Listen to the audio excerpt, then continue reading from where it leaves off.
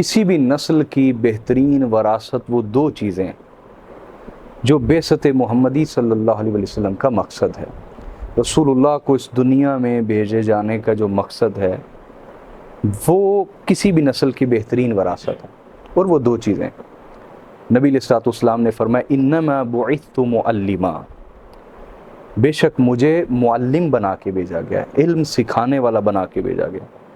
تو علم کی پختگی وہ چاہے دینی ہو یا عصری علوم ہو، سائنسی علوم ہو، جدید علوم ہو، اس میں سب آ جائیں گے۔ علم کا تبحر، علم کی پختگی، علم میں کمال، یہ بہترین وراثت ہے کسی بھی نسل کی۔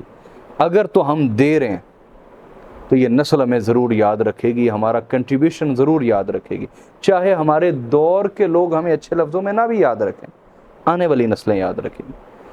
اور دوسری چیز ہے جو نبی علیہ الصلوۃ والسلام نے اپنی آمد کا مقصد بیان فرمایا، انما بعثت لاتمم مکارم الاخلاق، کہ مجھے اسی لیے ہی بھیجا گیا ہے کہ میں اعلیٰ اخلاق کی تکمیل کر دوں۔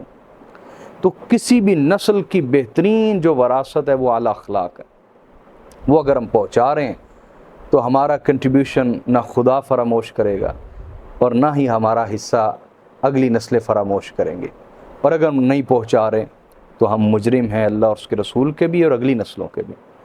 اور موجودہ جو صورتحال ہے، میرا جو مشاہدہ ہے اور جتنا میں نے معاشرے کو دیکھا ہے، 98% لوگ، ان میں ہر طبقہ، چاہے علماء ہوں، سیاستدان ہوں، پروفیسرز ہوں، اساتذہ کا طبقہ ہو، اس میں خاندان کے بڑے ہوں، اس میں معاشرے کے بڑے ہوں، 98%، 2% کو نکال کے استثناء، اچھے لوگوں کو نکال کے 98% جو لوگ ہیں وہ 5 طرح کی وراثت دے رہے ہیں اگلی نسلوں کو۔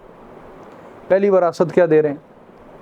محبت کم دے رہے ہیں، نفرت زیادہ دے رہے ہیں، یہ وراثت پہنچائی جا رہی ہے۔ دوسرا، علم کم جہالت زیادہ، علم کم اور جہالت زیادہ۔